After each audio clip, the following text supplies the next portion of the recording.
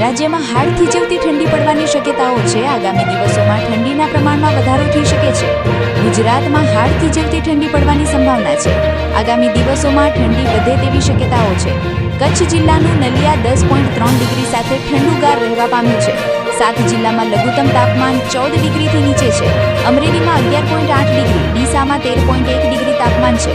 વડોદરામાં 13.4 degree, Ahmedabad 16.4 degree તાપમાન। ગત વર્ષની તુલનાએ આ વખતે ઠંડીનું પ્રમાણ ખૂબ જ ઓછું છે। માત્ર એક જ વખત નલિયાનું તાપમાન 10 ડિગ્રીથી નીચે ગયું હતું।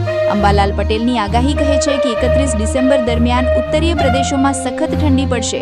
જમ્મુ કાશ્મીરના ભાગોમાં લઘુત્તમ તાપમાન માઇનસમાં જઈ શકે છે, ત્યારે ઉત્તર ગુજરાતના ભાગોમાં સખત ઠંડી પડશે। મધ્ય ગુજરાત તથા સૌરાષ્ટ્રના રાજકોટ તેમજ ઘણા બધા જિલ્લાઓમાં ઠંડી પડવાની શક્યતાઓ છે। હાડ થીજવતી ઠંડી પડી શકે છે। ગુલાબી ઠંડીનો ચમકારો જોવા મળી શકે છે। અમારી ચેનલમાં તમે નવા હોય તો લાઇક, શેર અને સબસ્ક્રાઇબ કરી દેજો। બસ અત્યારે આટલું।